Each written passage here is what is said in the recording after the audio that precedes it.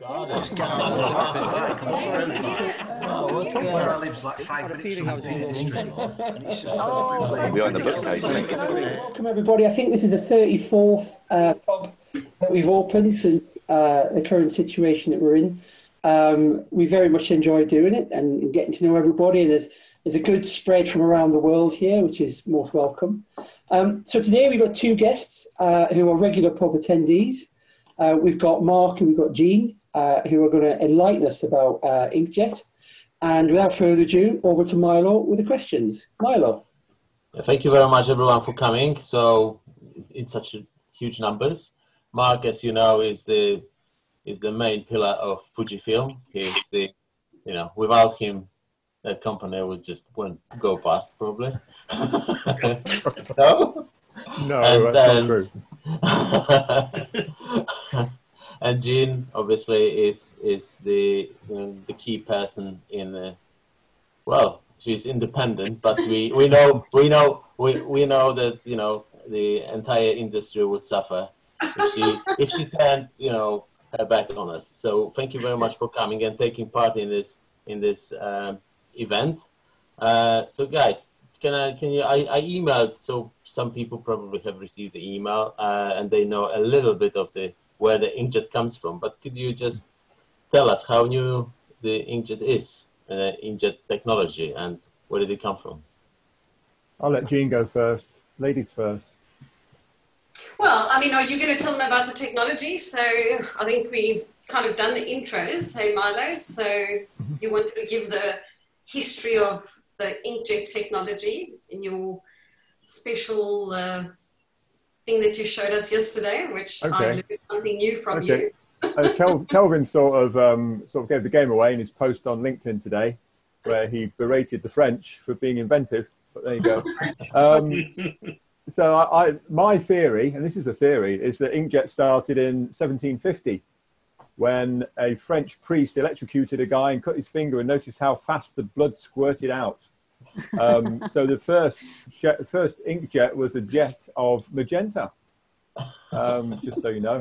And then other scholars like Sean Smythe of Smithers Pyra, he says it was a guy called Baron Kelvin, crazy name, who invented an ink siphon, which was no more than a drip. So I don't agree with that. I don't think it was right. It was closely followed by Muirhead's vibrating recorder, and that really is a thing, and you can Google it if you want to find out what it was.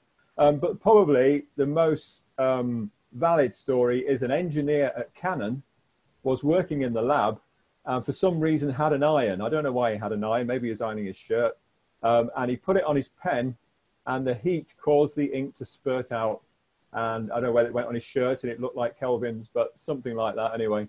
So all different stories, who knows which is true, but probably the Canon one is the closest to what we know as modern inkjet, because they were working on printing products at the time.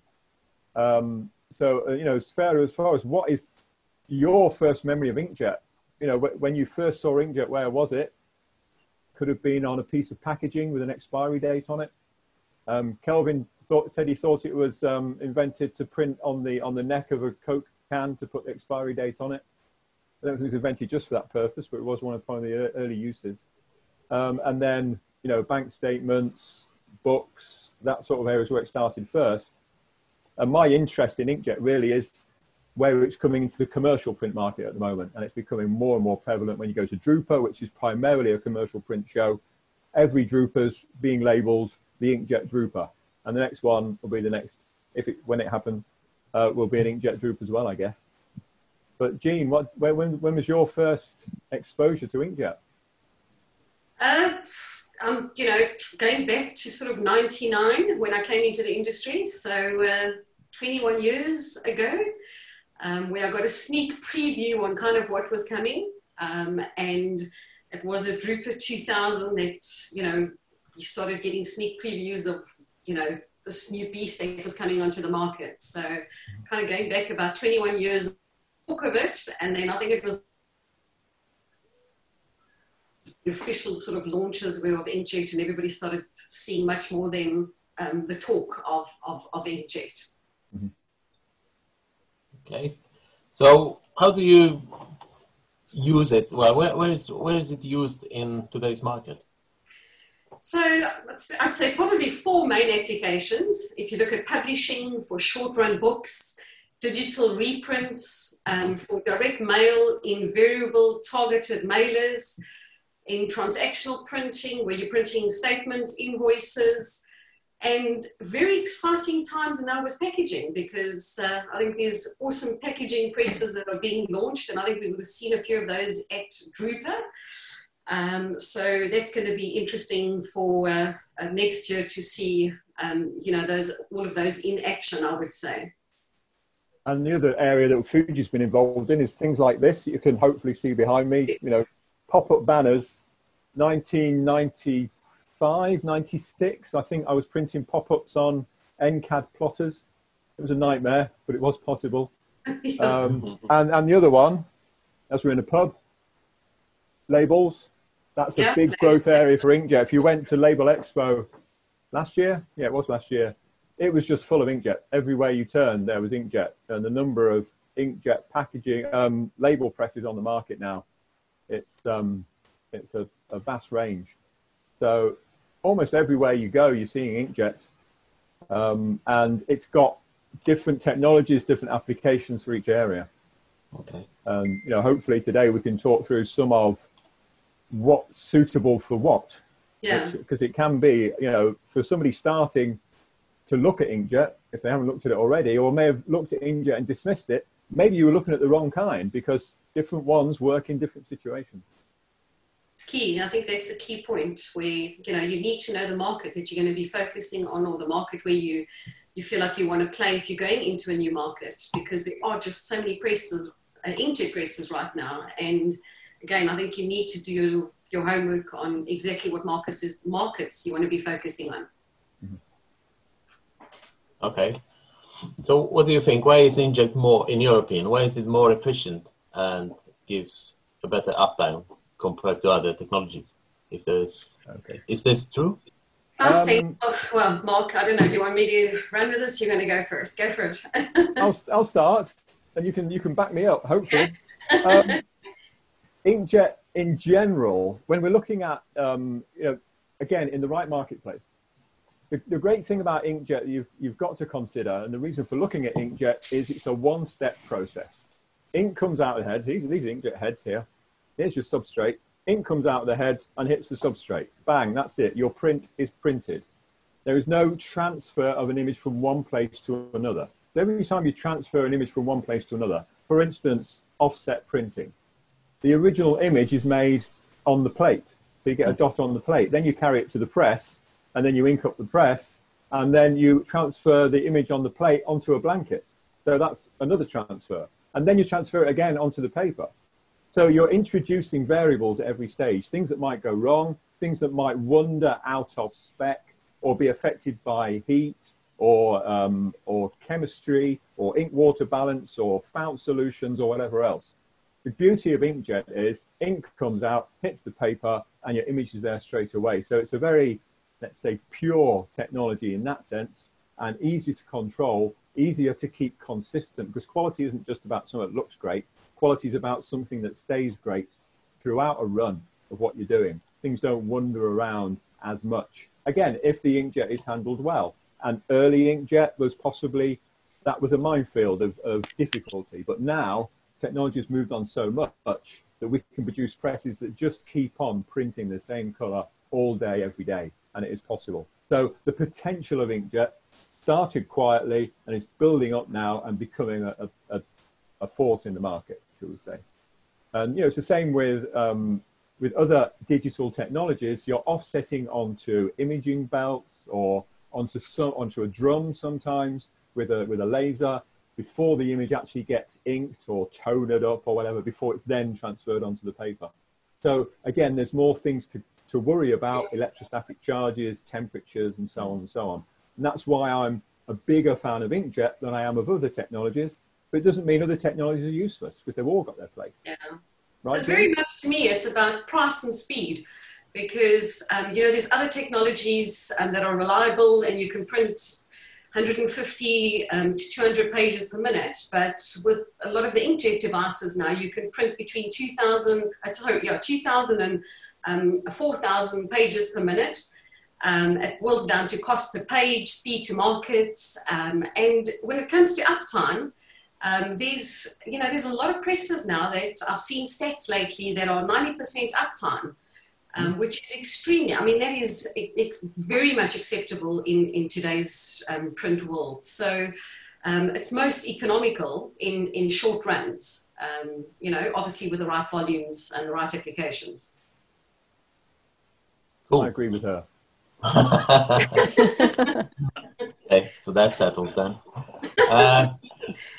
So I heard the phrase nanography when I joined VPress. 2 months later, I went to see first. I heard nanography, and how does it compare with inkjet? Is it something related? Well, it is inkjet. Someone just muttered that. I just heard somebody mutter. It is inkjet. It is inkjet. It's just smaller, even. There you go. See, I'm sorry for being so daft. I would like to It's say also marketing, really. Yes, it's marketing. Yeah, absolutely. It's marketing. It is marketing, 100% correct. It's marketing. It's inkjet plus. Okay, can you enlighten me, please? Yeah, it's definitely inkjet plus. Okay.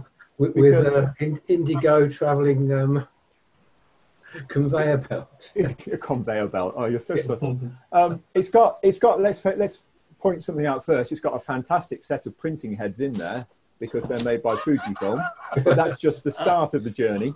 But because it's invented by Benny Lander, and he invented indigo printing, which went via a blanket, then Benny thought, hey, here's a chance to overcome some barriers to inkjet printing, like drying, which is a factor you have to consider when you're doing inkjet printing. Let's try and dry the ink on a belt or on a blanket first before we put it on the paper. So what happens is you get Fujifilm inkjet heads. It doesn't really matter what they are. The first concept machine back at the first Drupa was actually Kaisera heads, but it moved on to Fuji heads.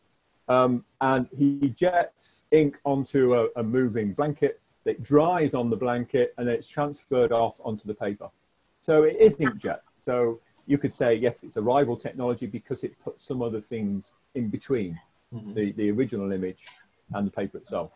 So Mark, to contradict when you said that inkjet is purer because it images directly, the advantage that Lander has by inkjetting onto a blanket is that you don't have paper variables between colours because you are assembling the colours in advance. So you could argue that the advantage of having a blanket is you don't get the variables of paper. And paper with inkjet is a massive variable. Yeah, paper is important in inkjet, but it's just as important in nanography. You still have to transfer from a belt onto paper that is a living thing, that changes as it goes through the machine, that changes with the moisture in the room, the humidity in the room. So you've still got some variable. You are removing some of those variables, John. I agree, but you're still creating an image that is then transferred off onto the paper at a later time. So you're putting in a step that with inkjet on its purest form isn't there. The image is in register before it's transferred, whereas normal inkjet the image is not in register. Right. Yeah, but if I personally look at inkjet at its, the top of the market, which is where the Fuji press sits, we don't get ink register problems. Because you're not going very fast. We're not going very fast, exactly. We're not going very fast. And that's why we don't go very fast, because we want top quality. If you're prepared to look at a quality that is, not so demanding, then obviously, yes, you can run things lightning fast. You can run less ink, so it's not so dense. There's several things you can reduce resolution, all kinds of different things to get a product that's fit for the market that you're selling into. But inkjet's a very wide technology.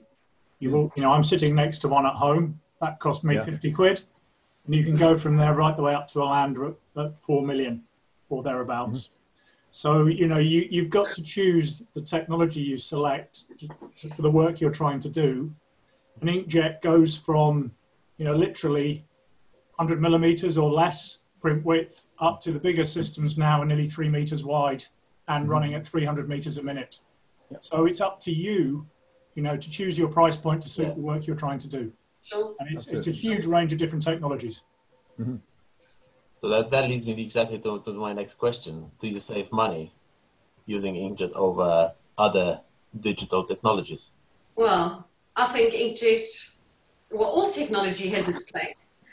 But if you just look at it from a publishing side, let's just take publishing. And, you know, what you're doing with inkjet is you're cutting out many processes. And you can have white paper in, book block out on the other side without any hands, without, you know, all the challenges that you have normally in a production line. White paper in, book block out, you print the amount of copies you want, there's no inventory, you reprint if you need to, you know, if you're running out. So from a costing, from that side, you know, you can personalize the books, you can have different versions of the book. So, you know, that's just on the publishing side. I think there's huge cost savings once you start looking at all the various applications. And again, like I said, every bit of technology has got its place, but for me, inkjet does cut out a lot of processes, and processes is money, it doesn't matter which way you look at it. Mm-hmm. Yeah. So if you're looking at, does inkjet save me money, talk to the vendor who's offering you inkjet and ask them to look at your particular situation. And this is where collaboration comes in. As a print service provider, you've got to be prepared to share a lot of your data with your vendor and open your book to them. Yeah, because you have to have a relationship here. There's no point in just saying, give me your best price.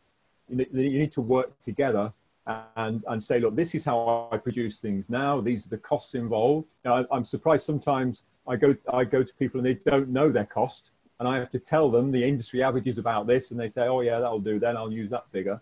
But make sure you know your costs. And then you can work out where does it fit for you. I see Craig shaking his head there, but it's true. Have you been there, Craig?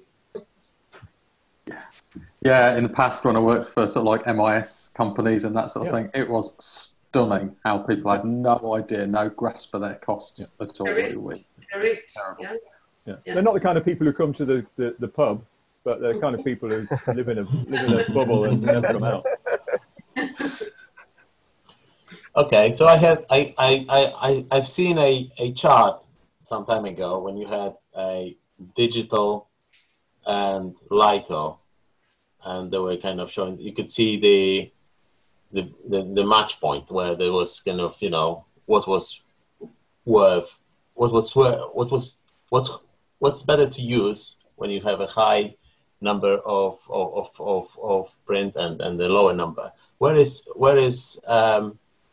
inkjet fits into the graph? Is it way below, or how would you? I think just looking at it from different angles, I mean, I think, you know, litho is still the benchmark. So when it comes to quality and when you're calling on printers, so the ones that I see, everybody pulls out their litho copy. So litho is the benchmark. And I still think that litho is going to be around for quite some time. And I believe inkjet is there to complement litho. They both got a space in the market. The one complements the other one. And I know Mark's going to get into a bit more detail about that. But from when we first launched a beta site, and I'm going back to many moons ago, one of the first beta sites, that gap is definitely closing. And as substrates become more cost effective, as ink prices go down, as presses become, let's say, more affordable in the market, the gap is going to close even further.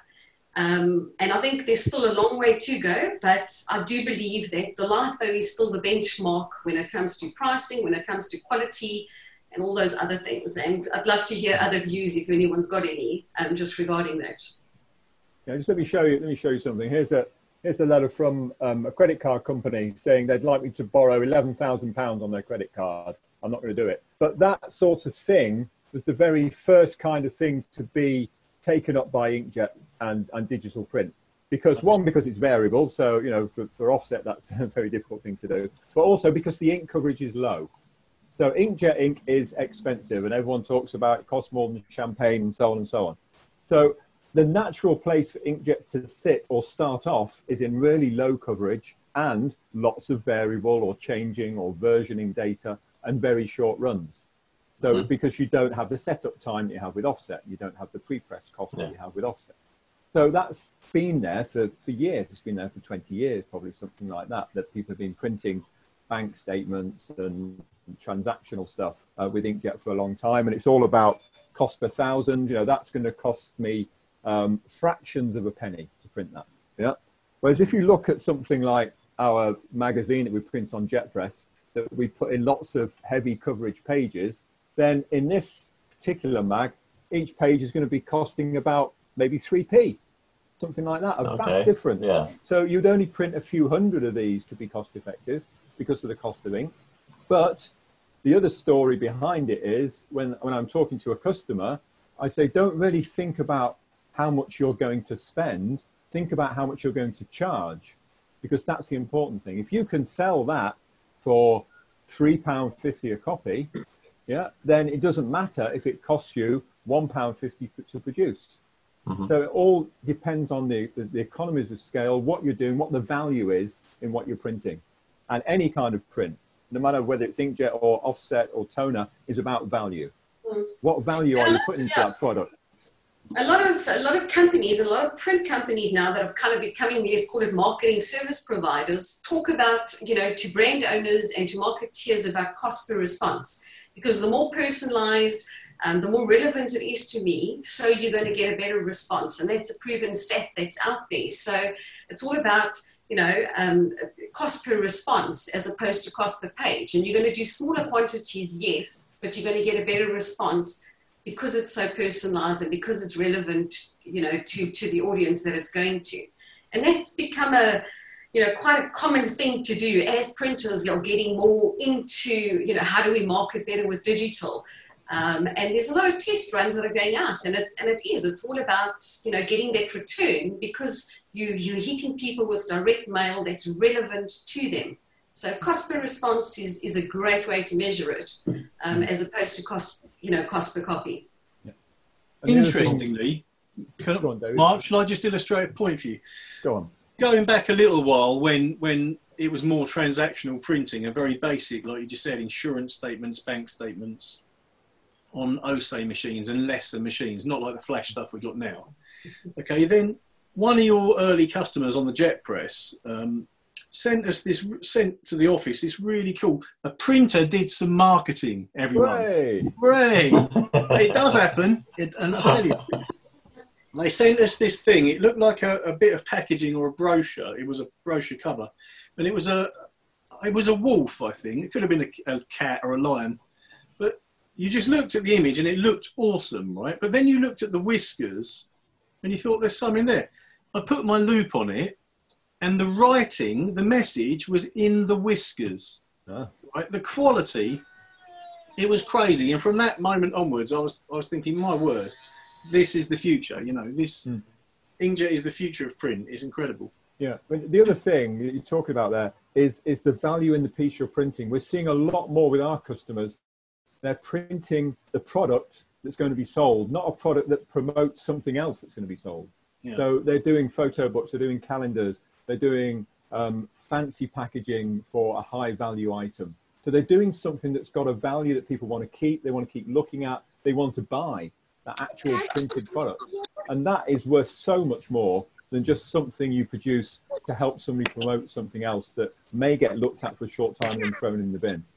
So there's two sides to that. As when Jean's talking about the cost of promotion and the cost of getting a response, then it comes down to very tight numbers. When it comes to selling something that's going to be cherished by somebody, that they're going to, as a personal appeal to them, that they're going to keep for years, then you can charge massively high prices and massively high margins on that sort of thing. Cool. So where doesn't it? I think the big thing at the moment is, if you look at, a lot of the vendors, everybody's got a bit of business development that they're offering. So, we say printers are terrible at marketing, and yes, they are. And, I think with brands and, with marketeers now, the conversation around, everybody that's got an inkjet press should be shouting to those brands and telling them about the things that you can do. Because it still surprises me how many print shops I walk into with inkjet, and they actually don't really get the value add and what they can actually do, and they're not telling their customers. And I think, that's so important. We have to, and we've spoken about this before in various pub sessions, is that we have to be educating the market. And I think there's a lot of kind of lack of confidence in printers that are, let's say, first investing. I mean, there's some guys I could mention that are doing outstanding jobs, and I've got to stand back and go, wow. But not enough. And there's, obviously I think vendors need to be going out there more. I know guys like, HP and Canon and Xerox have got some business development guys that are talking to marketeers and brand owners. And, but again, maybe just, and because I work in so many different geographies, I think the focus is clearly, obviously, in the bigger, the bigger countries and that, but there's just such a lack of getting to the end user and getting the end user to understand what Inkjet can actually do for their business. And I think, that's where we talk about printers not being able to market. We have to get printers to market what this press can do. We have to be shouting off the rooftops, especially now. I think now, there's just never, everywhere you look and everywhere you read now on social media, there has just never been a better time for digital. There's never been a better time for Inkjet, but it's up to us to educate the market and, tell everybody what what these presses can actually do in the market. And I think that's a big key right now that we have to focus on. Sorry, I get very passionate about this because I am, and it's just, there are so many opportunities out there that are sort of staring us in the face, and we've just kind of got to go out there and really take them. So now we know where it works, but could work. Where does Inkjet not work then? Where does it not work? I would say if you have a very limited budget and you want to start doing digital print, then you're not going to afford an effective inkjet printer. You can enter the market with a toner-based press a lot more easily. You can produce something that will give you acceptable print quality for a certain group of customers that could get you started. The problem is you would be outgunned by people with more capability eventually, but at least you've got a place to start. And the other place would be if you're printing lots and lots of static things in tens of thousands run. Every copy is the same, like a magazine on a web press, for example. And everyone, it's a 10,000 run of a motorbiking magazine or something. I went to a publisher who was also a printer, who printed magazines in about an 8 to 10,000 run. And I printed it on an earlier inkjet press that we had and went to him with the cost. And the cost of the ink on this 128-page mag was about £1.30, something like that. And I said, so to produce this mag is £1.30 a copy. And he said, actually, I'm not printing this mag myself. I send it to somebody else to litho print it. And they charge me before once it's made, they've finished it, they've stitched it, they deliver it to me at 33 pence a copy. I was nowhere, absolutely nowhere with that sort of thing. Unless his run length came right down to 1500, then maybe I was in the ballpark. So long run lengths, lots of ink coverage, very thin paper, all these things tend to mitigate against inkjet. Absolutely. That's why there's more substrate available, as all of those boxes get ticked of ink prices coming down, I think as I say, there's a place for every bit of technology in the market right now, and it's just clearly understanding that, because there's a lot of litho printers that buy an inkjet press and then they go, this is too expensive, I can't get the jobs, but they're going up against litho companies that are doing long runs. So you kind of got to really understand where the fit is and the value add that you need to put on it, because then you're pushing out everything that's, let's call it litho. Once you start adding variables or different bits to it, then you can compete, or then you can basically add value onto that piece of paper. But, there's a place for all the technology right now. It's just understanding where it fits in. Yeah, it doesn't replace offset. I would never go to anyone and say, throw your offset press out. The jet press has arrived. You can just put one of those in instead. What it does is it takes off the jobs that are not cost effective on offset, or the jobs that are not possible on offset, and gives you more capacity on your offset press because you brought in a technology that's more efficient. And I was talking to one printer and said, look, at the end of the day, look at the jobs you sent me. The printer had sent me a shift worth of work, and we put it onto the ones that were suitable, we put on jet press. The ones that weren't, we left them on his press. At the end of the day, we'd saved 3 hours. I said, I've just given you 3 hours on your offset press for you to fill with more paying work. And he went white, and he said, where am I going to get that work from? I haven't got enough at the moment. So, you know, he wasn't necessarily the right guy, but that's the kind of dynamic that happens when you put something in that complements your offset press. And if it's good enough press, it can match the quality of your offset. And maybe your customer doesn't need to know you've got inkjet. You know, converse to what Jean said, you don't tell your customer you've got inkjet. You just transfer the work that wasn't paying for you anymore onto the inkjet press.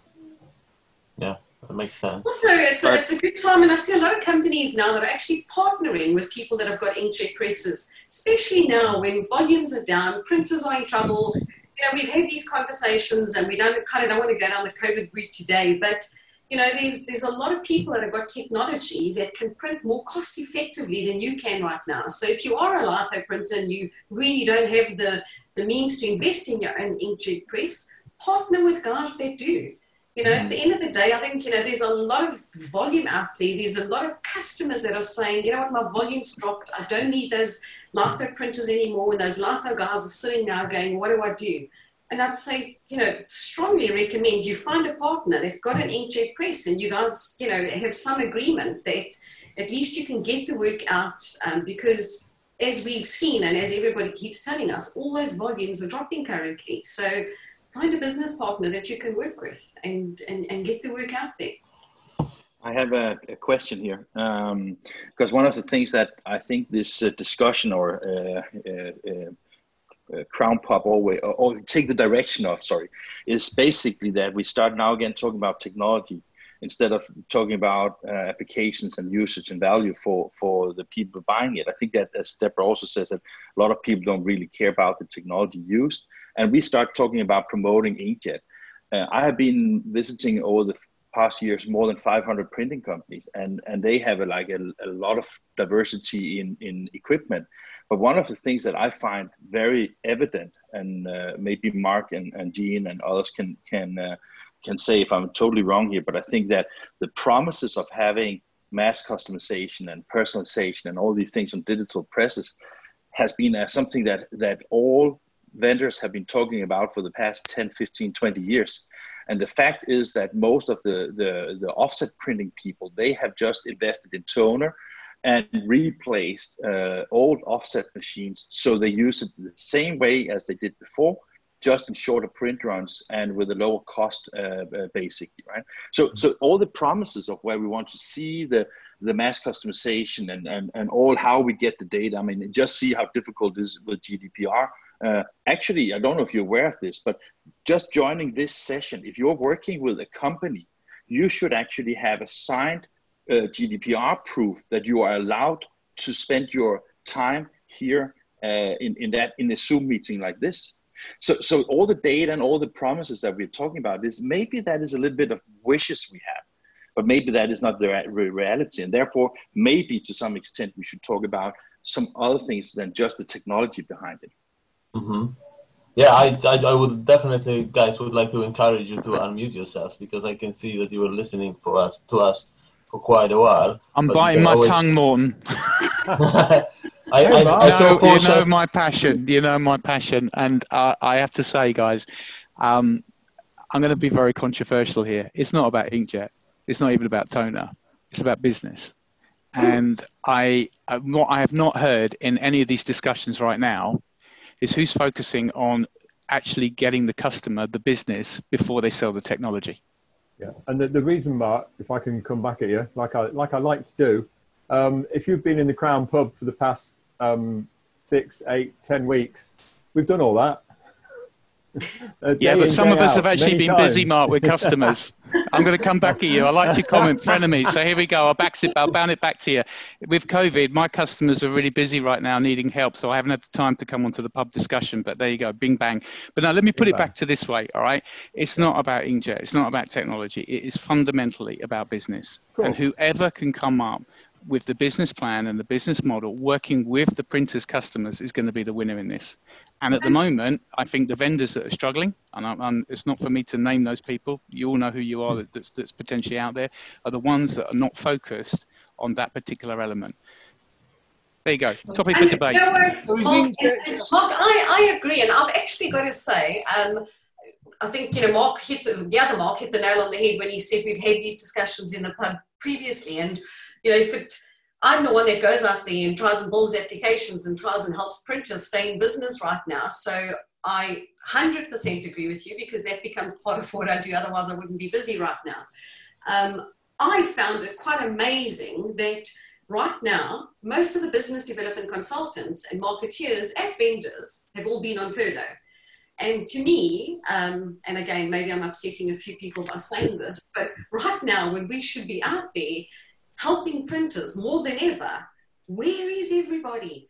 You know, and, you know, looking at what they can do and how do we assist them? And most people have been on furlough. The people, to me, the key people that we need right now in these tough times aren't around. So I hear you. As I say, this was, you know, obviously we've targeted. I get that, Jean, but I don't know how many of you know this, but you can do the research yourself. But I have a report sitting here right now as regards to the amount of printers across Europe that have actually received government funding from different governments. And it's quite diverse. Some of those print companies have received funding anywhere upwards to over €1 million. Some of them are in tens of thousands. Depends on the size of the company, the amount of people that are on furlough. So the question that I have to ask is, yes, that's supporting the companies, and it's actually the right thing for governments to be doing. But the issue is, when we come out of furlough, we've still got to find business. And cash generation is absolutely key right now. I mean, can we be honest for a minute? If I was a printer looking at what technology to buy, I wouldn't take advice from me or from you, Mark Hinder, or from Kevin O'Donnell, or from Dave at Kodak, because we've all got something to sell and we want you to buy ours. Exactly. Okay? I would exactly. go. Mark, I'm absolutely with you on that one. Yeah. I would go to Paul Sherfield. I would Yeah. go to Gareth Ward. I'd go to Joe Francis and say, give me an overview. Tell me something about where this all fits together. Because whatever I say and whatever I've been saying today is based on the fact I want you to buy a jet press. And if I put together a business plan for your company, don't buy that from me. I've got a vested interest. I want you to buy a jet press and use lots of my ink. So I've got a beef here about this kind of approach to market that says, hey, we make printing kit, therefore we're the best people to tell you how to run your business. I'm not. I couldn't run a business. I'd fall flat on my face. Paul Sherfield. No, that's not the approach. I think on the face of it, yeah, of course we've got to sell stuff, but you know, we make more money in people using the equipment than we can actually selling it. Yeah, yeah. And it's a bit like we're in the pub, aren't we? It's a bit like wetting yourself. You get a very short, warm feeling, and then you have to spend the rest of the day regretting it. You know, so. You know, I think Mark absolutely right. You know, you've got to make sure there are for printers to go after, whether they're physical print or digital or online or offline or whatever. Loads of ways that a printer can embrace revenue opportunities to support their customers. You need a business model. You need to know who you are, where you're going, where your customers are going, where you're going to get some growth, what's the profit margin, how you can do it as best as you possibly can. Yeah. Then you link in with the workflow. You've got to have workflow that feeds these hungry beasts. You know, hold of the work, you've got to process it efficiently and effectively and reach out and everything. And then if you tick those two boxes, actually choosing a piece of technology is really, really easy. That will drive you towards the technology. And the great news is there's loads of technology out there, including Inkjet, which is, you know, a vastly improved technology from what it was a few years ago. But you know, within it, there are still gaps. There's also, you know, gaps of flexibility within each device. You know, so they absolutely hit really good sweet spots. And if the investment is hit on that sweet spot, it'll do a great job for you. But if there's no such thing, I agree. There's no such thing as you might be called out. There's no such thing as a perfect press. You can look at them all, and you'll find a bit of that press that you want, and a bit of that press that you'd like, and a bit of this one that you'd like. They don't it doesn't exist as one thing. Sure. You find something that meets the majority of your needs, just like you buy anything else. And you buy you do that. You do that through creating a business plan or a vision, or 100%. what you want. I bet, and it's amazing how many printers don't though. I go to printers that have already invested in the technology. I get called in after, and it's like, well, let me see your business plan. We haven't got a business plan. We haven't done a business plan. And it's like, I don't know how you can, but there's a lot of that out there, and you're 100% correct. And I think right now as well, people need to revisit their business plan and, make adjustments and make the turns and changes where necessary. I think right now more than ever, everybody needs to every printer needs to revisit his business plan and his go-to-market strategy. And I think, because that's changed for sure. So, but I do think they need a lot of help doing this. And it's up to all of us and all the vendors and everybody to assist them in this, because this is where the challenge comes in my opinion, and what I'm experiencing right now. Paul, a second. Sorry, we've got quite a few questions coming through. There's some really good ones. So if you can raise your hand in reactions at the bottom of your screen, that would really help us just manage them coming through if you want to add to something. Sorry, Paul and Gareth. Sorry, I think you both wanted to say something. Yeah, I mean, it's the traditional thing is, we touched on it in our last issue, that a commercial printer in the UK going out to buy another B2 offset press in the same way that he bought a B2 offset press 5 years ago and 5 years before that is crazy. That market is being squeezed by digital coming up in from one direction and from the B1 machines coming down at him from the other direction. He has to do something differently. That may be staying with litho, and moving up to a larger sheet. It may be getting rid of the litho press altogether and focusing entirely upon digital printing, because that's how he serves his customers. To succeed with inkjet printing, and it's a technology. It's the customer isn't, but as some of the comments have said, the customer is not buying a technology. A customer doesn't know about inkjet printing, doesn't care about inkjet printing. He may have heard about indigo printing if they're in the agency world, because HP has done a very good job there. But they need to, it's producing a product with the least touch points, and potentially inkjet printing has a great advantage there because it is digital. It can be linked through, and it will need to be linked through into finishing processes. So we're going to be looking probably more towards roll-fed or continuous feed inkjet, because that has the greatest potential for totally automated finishing, a digital filing at one end and a finished product out the other end with the fewest touch points. It's why Bluetree bought a couple of screens. It's why Solo presses are going to be buying inkjet presses, because they can then they can be more effective at shorter runs where they can't make the plates and get the plates to press fast enough, even with their ultimate levels of automation. That's where it's going to come in, but you need the pipeline, as Kevin said, the workflows in order to collect the jobs, get the jobs to the press with the fewest touch points or zero touch points, ideally.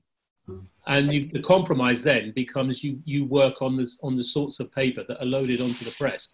You don't offer everybody every paper under the sun, because that kills your profitability and kills your margin. Gareth, before we go over to Paul Sherfield, FeedPress Web to Print is a great pipeline. Paul? Yes, I mean, I think, other pipelines are available. There is no one inkjet press which is a drop-in which will cover everything that you might want to have done on a B2 press.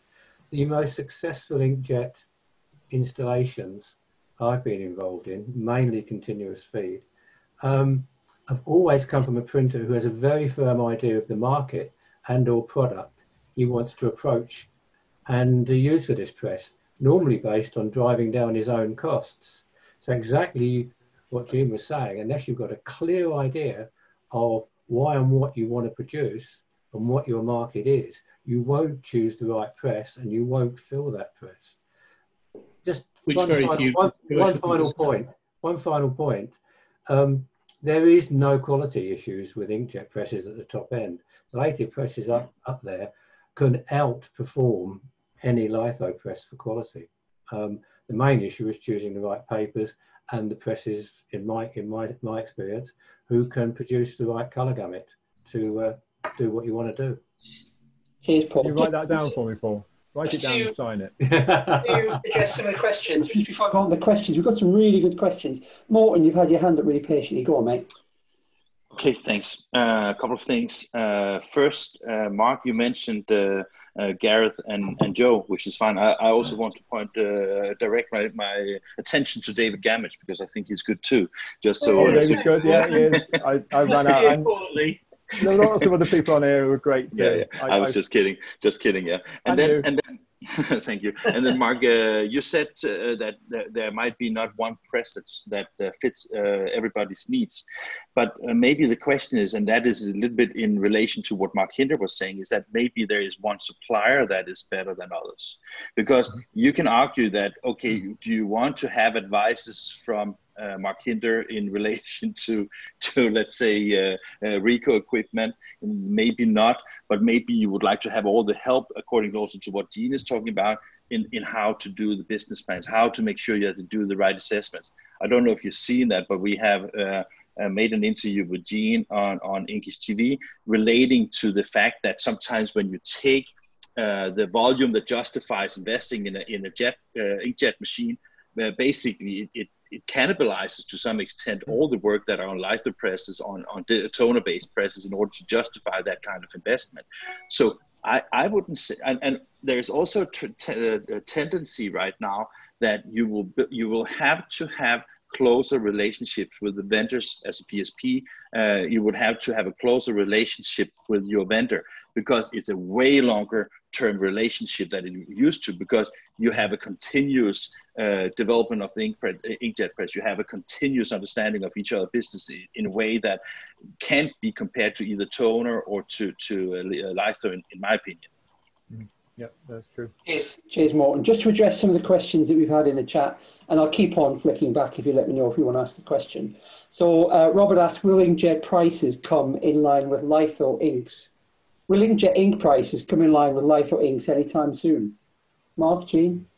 I think we've still got a way to go. I think the more presses there are in the market, the more substrates are going to be available, the lower the ink costs come. I think it's all relative. And I think, as the market starts demanding more inkjets, they will, and if the prices come down, they will, and if so I kind of think all of that's relative to, creating the need for inkjets, the market, as volumes are going down, so more presses are being installed. And, but I think we're still a way off, and and that's my own opinion, and I'd love to hear everybody else's, but I think we're still a long way off getting to that point. And as I mentioned earlier, the gap is definitely closing, but it's got a long way to go before it's at that point, I would say. Yeah, no, it's true that, but the one thing that will happen is that litho ink volumes will go down as run lengths go down. So everyone's noticing run lengths are getting shorter, and on a litho press, if you put more short run jobs on the press, you actually print less in a day because you're making ready all that time, so you're not using ink. So the volume, the balance should start to shift. It's starting to shift. I think offset inks will get more expensive. If people move more to LED curing, then that's obviously more expensive. And there's been a shortage recently of the photo initiators that go into LED, into UV cured ink. So that sent that price up. Whereas, water-based inkjet, heading in the right direction, but don't hold your breath. It will be a while. Okay. Next question. What percentage of the market does inkjet have?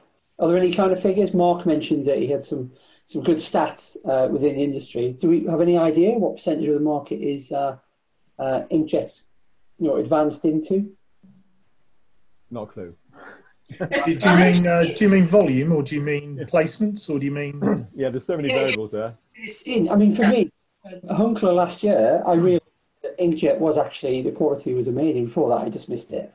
And then now I'm just hearing more and more. One of our customers, Route 1, they've gone down the inkjet route. The quality there is amazing. We've heard more about inkjet and what it can do. This discussion is really informative. And, inkjets are out there? Are they a force to be reckoned with yet, or does technology still have some way to go?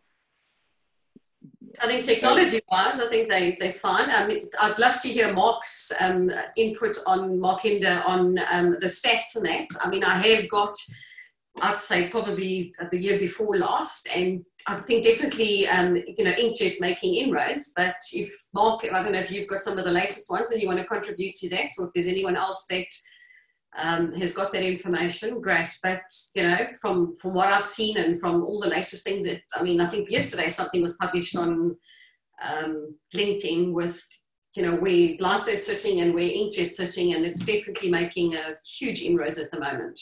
But Mark, but if you look, but if you look at Keypoint Intelligence, yes.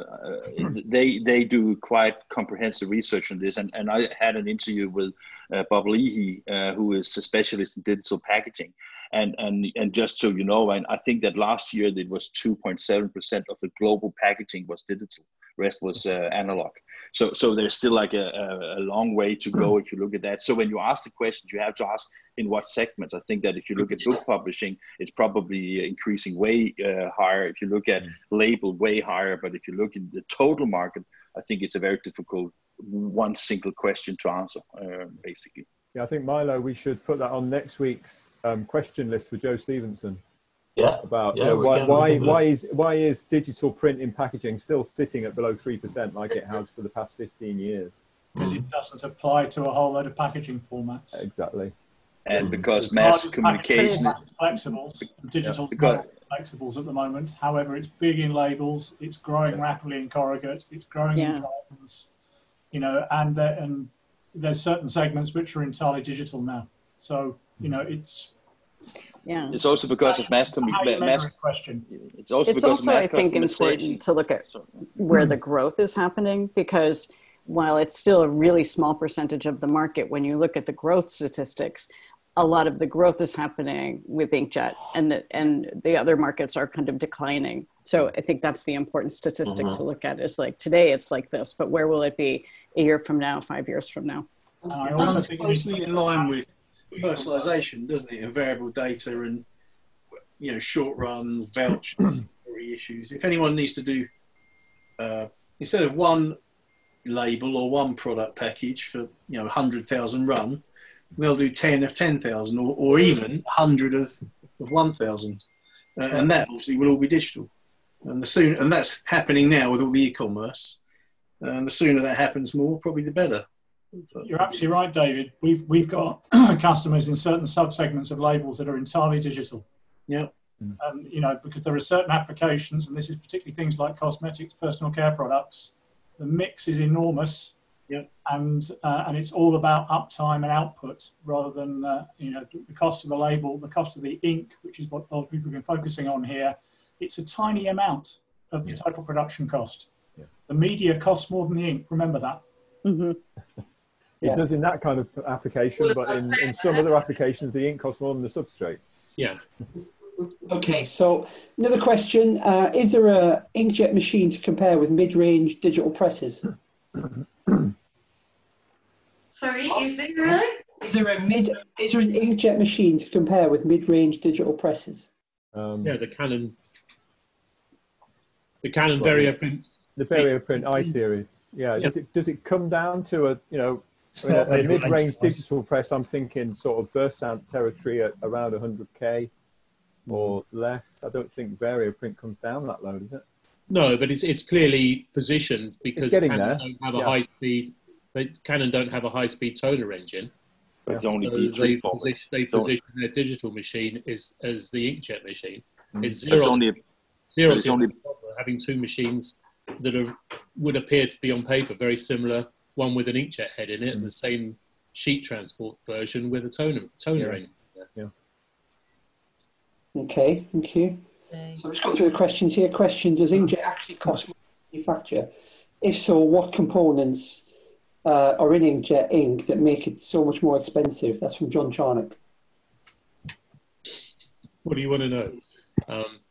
You've got stuff in there to keep the nozzle open. You've got stuff in there to stop the ink wicking and to hold the ink on place when it hits the sheet if you haven't already applied a a polymer surface to the paper to optimize the paper. You've got a lot of water in there. You want to minimize the amount of water. You've got to get the pigments particles small enough so that they go through the nozzles without clogging the nozzle up, which is why white is a problem. All sorts of things. It's not just bunging a bit of carbon black in there and mix it up. The scale of manufacture. Profit is one of them. It's a consumable. It's going to be the target, eventually, just like paper was, when you used to be able to mark up paper. Yeah, Same you thing. can't inkjet ink in a 3-year-old mill. Sorry, Morten. Yeah, we are, as I wrote in the comments track, we are doing 4 articles about inkjet right now. So we have a very skilled guy doing research right now, and he spoke to Sun Chemical last week, and they basically said that they could profile any of their colors to any inkjet manufacturer's printer today.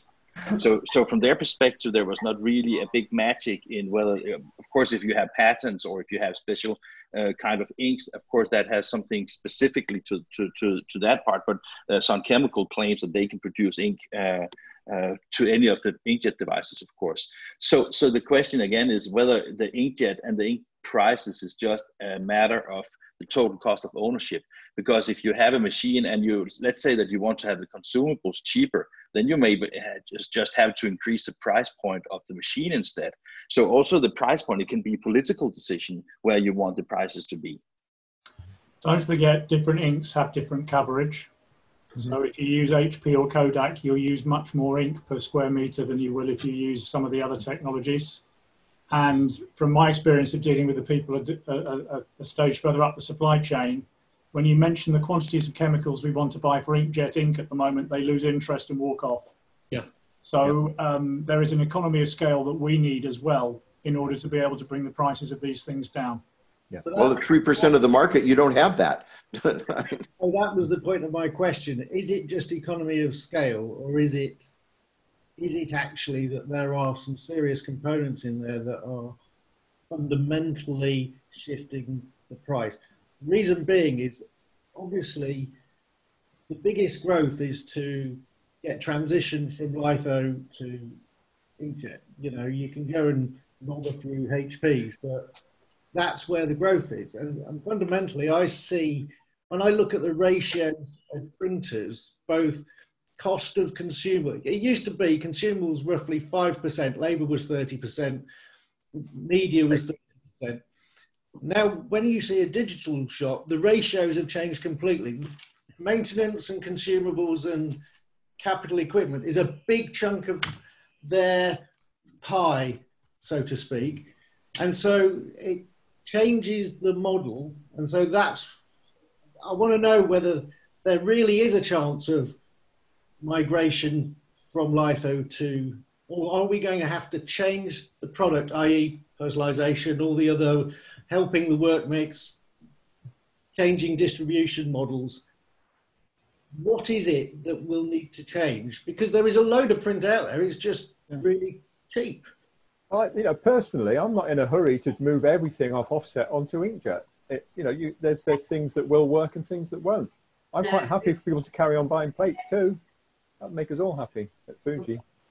So it doesn't have to happen that everything just moves from one place to another. You bring all these technologies along and they complement each other. So, Paul Sherfield, what are the barriers to increasing speeds? Is it mainly drying? I thought inkjet was pretty fast anyway. Drying. Not How fast do you want to go? 1,000 feet a minute is possible already. Yeah, but you won't get a droplet, a 2 picoliter droplet to land exactly where you want it to every time. You will. Trust me. Yeah, you won't dry it. I mean, that is the issue with water-based. It depends what technology you're talking about, but with water-based, which is the prevalent kind in the commercial print world anyway, and the transactional and lots of others. UV is another matter because you can dry it with a light and it will just stick to anything almost. But if you put lots and lots of ink onto very thin paper, then it's going to take a lot of technology to dry it, and at the moment you can't get it dry quickly enough, which is why Benny Lander's gone the route, as we said earlier, of drying it on the belt first before it goes onto the paper. So you know that's a technology in progress. That you know eventually it'll start working. I think there's quite a few presses now on the market that are at full machine speed.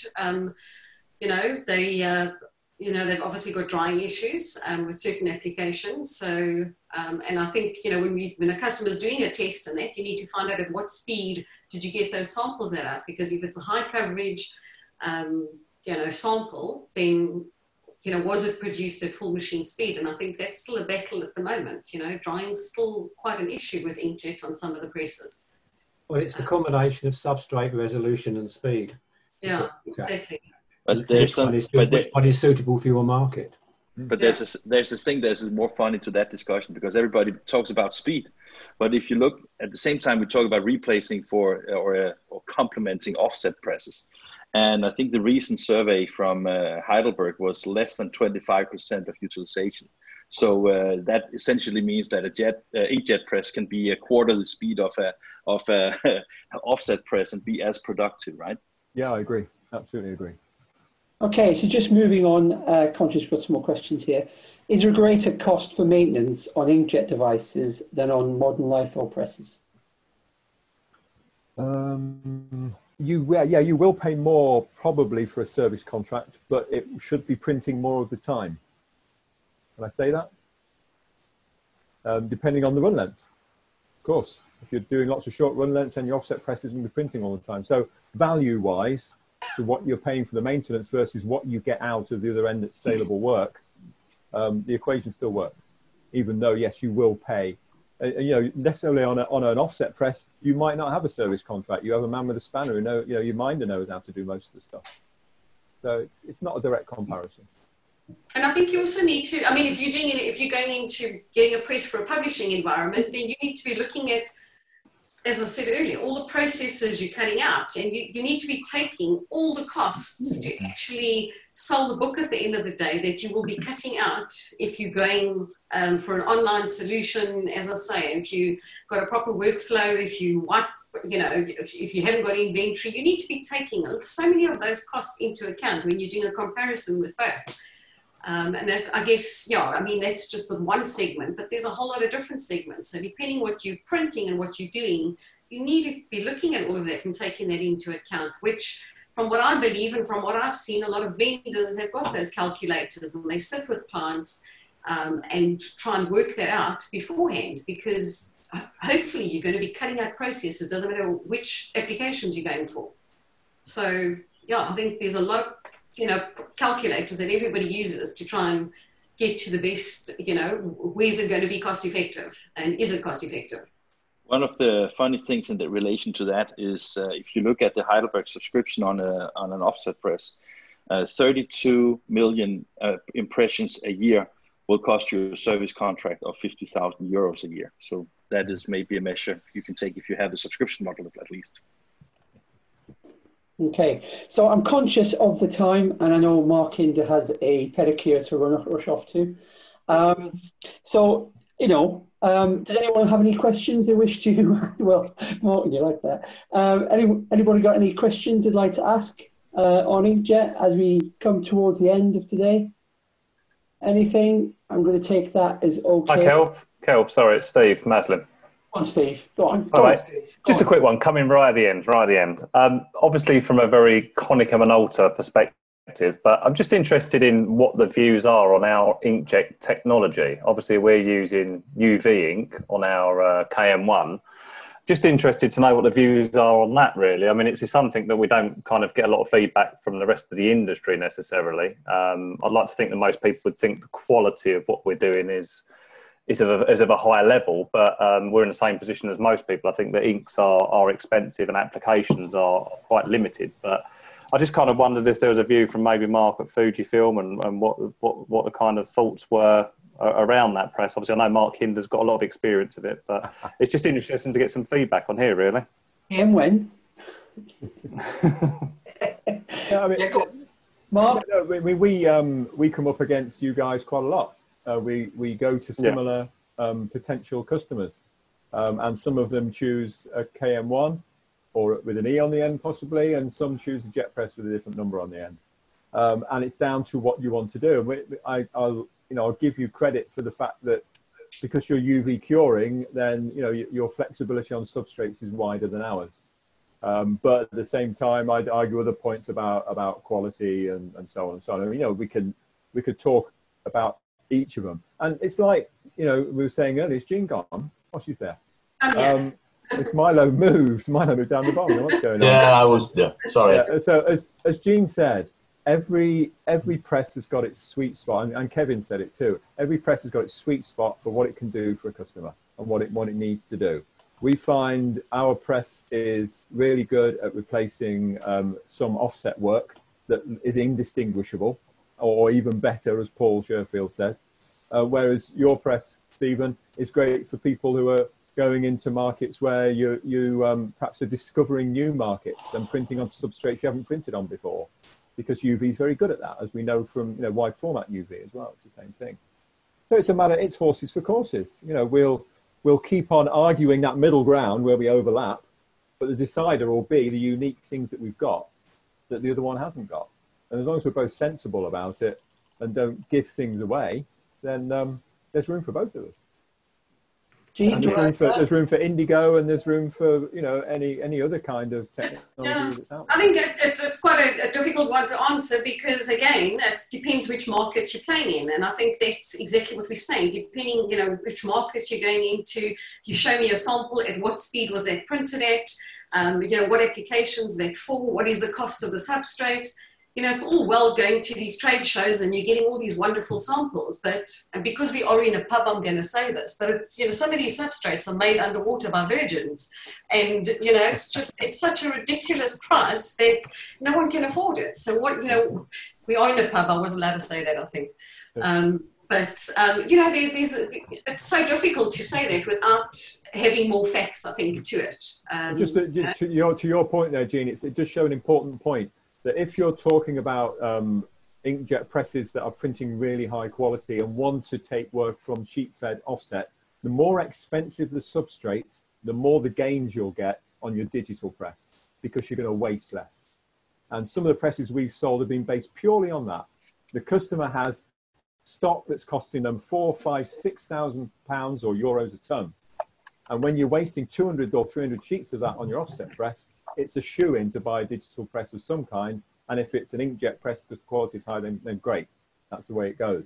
But if you're printing on cheap, nasty substrates, unless you've got low ink coverage and it's the kind of stuff that's thrown away, then you're not going to win with an inkjet technology necessarily, unless it's variable.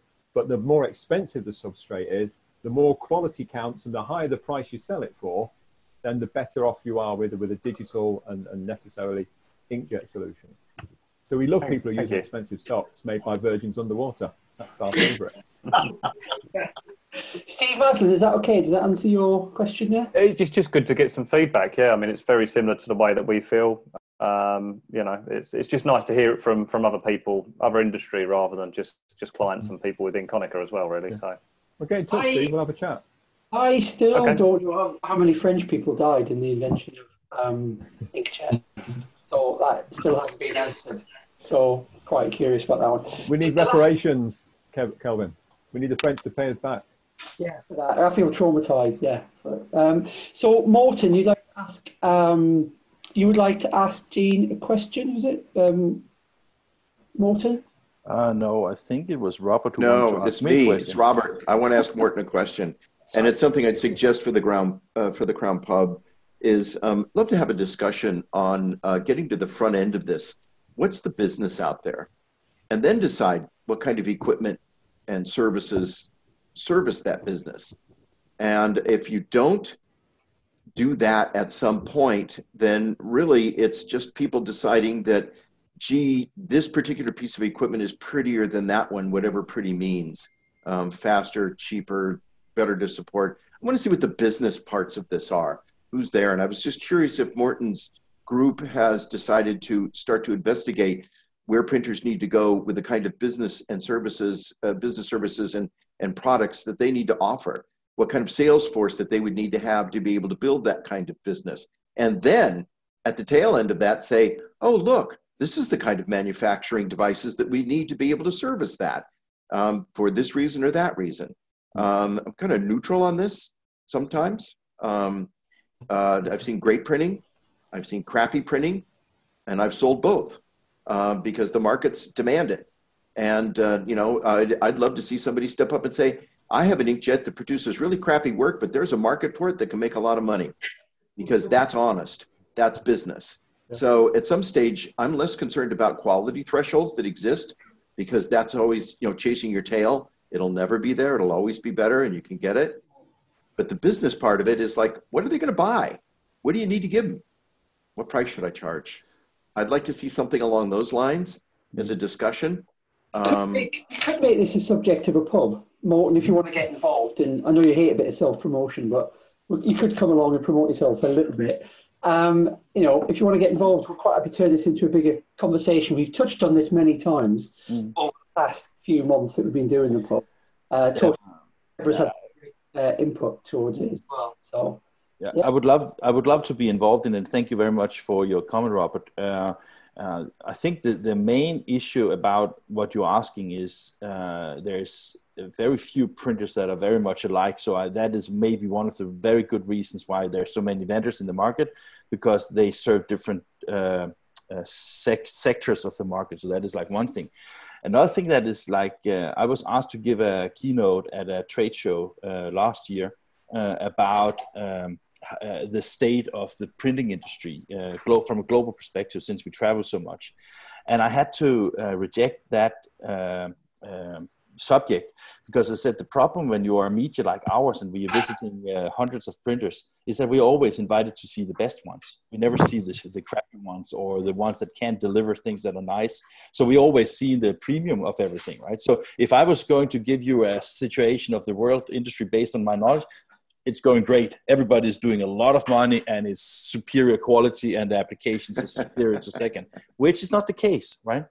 We have analyzed that there's about 1 million printing companies globally based on different measures. For example, that Intergraph in Europe says there are 112,000 printing companies in Europe with 635,000 employees working here. So to make the business analysis on where the things are going and what you were talking about, I think that could be a very, very interesting subject to talk about in the pub.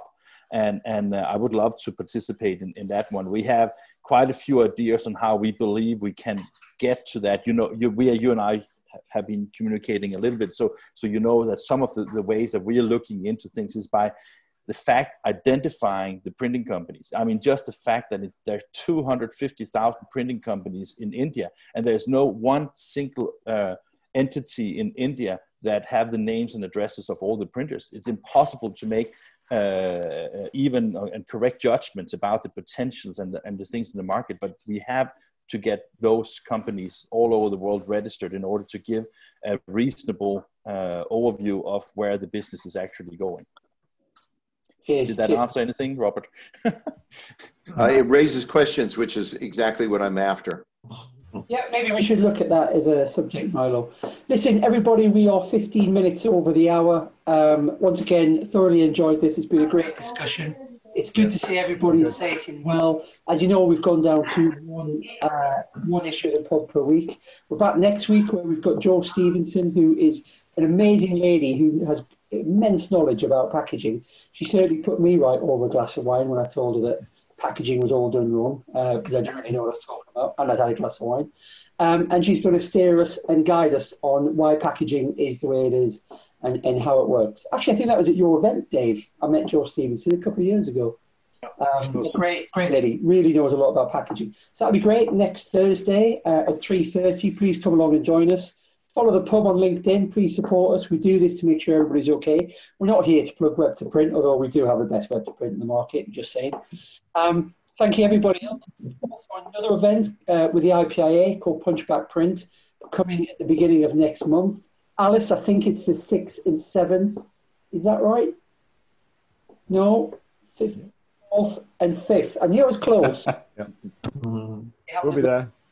Please register on IPA.org. That's going to be an amazing event where we're actually put a lot of the things that we talk about in the pub into action, even though I don't really know when it is, but I'm glad it's correct.